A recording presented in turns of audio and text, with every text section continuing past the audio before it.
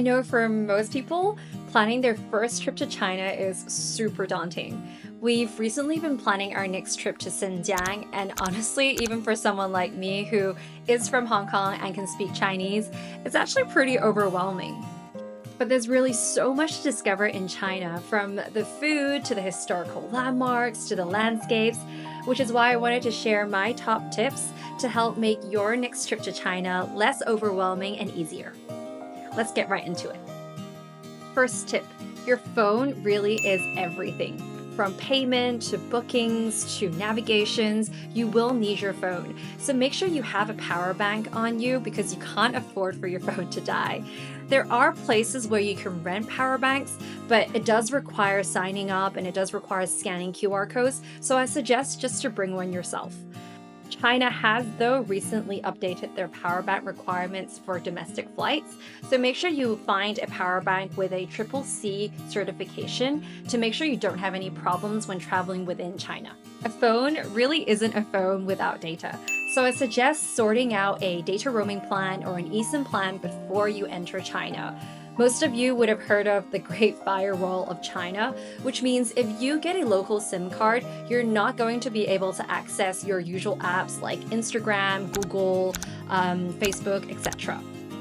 Cool, now that you have a phone and a data plan, the next thing would be to download the apps. First one, for payment, Alipay and WeChat Pay are the most commonly used payment apps. I personally use WeChat a lot more just because it doubles also as a communication, search, and booking tool. If you're in any of the major cities, it can actually also be your travel card too. So definitely install one of these apps and connect it to your bank card or your credit card before you enter the country. Cash is accepted, but it is much quicker and much easier to pay with WeChat Pay and Alipay. The second app you have to download is Didi. This is equivalent to an Uber in China, and in most of the cities that I've traveled to, it's probably one of the most convenient ways to get around. You can usually get a car within just a few minutes or sometimes even seconds. You can also link this app with your WeChat Pay, so it's super easy to use. Didi cars are super affordable, but if you are going longer distances, I would suggest contacting your hotel to see if you can book a private transfer instead. For restaurants, coffee shops searching, the app that I recommend is Dianping.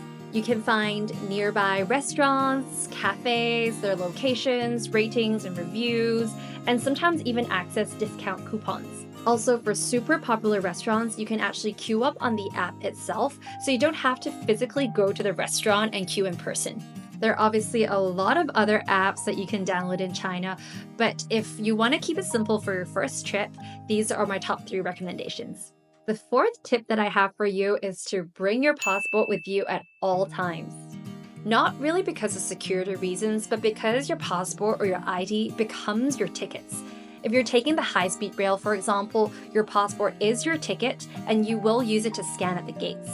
For a lot of landmarks, like the Great Wall of China, your ticket is also linked to your passport, so I suggest bringing your passport with you at all times.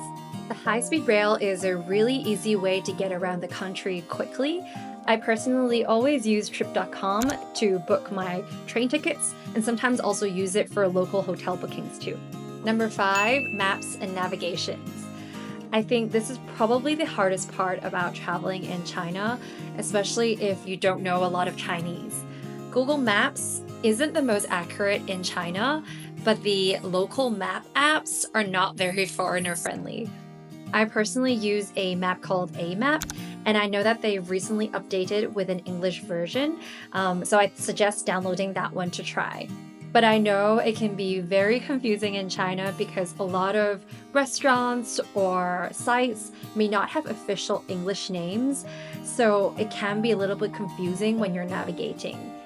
But having said so, definitely don't hesitate to ask people on the street for help. Most people I've met are super friendly and open to help and open to share the local recommendations too. One extra tip for the ladies is to not wear super long trousers when you're in China. because most of the toilets there are squat toilets, which means the floors are usually quite wet and you probably don't want your trousers to go all over it. And speaking of, if you are not familiar with squat toilets, I suggest do practicing at home before you go because you will need it. Lastly, China is really quite safe and people are generally quite friendly. English is not widely spoken outside of big metropolitan cities, but honestly, everyone I've met have been very open to help and very open to share. So I'd say just embrace the uncertainty. There's still so much I'd like to share about China, but I wanted to keep this video short and sweet so it's not too overwhelming for you. If you have any specific questions or if you'd like me to cover a certain topic in the next video, leave me a comment down below. Otherwise, see you in Xinjiang!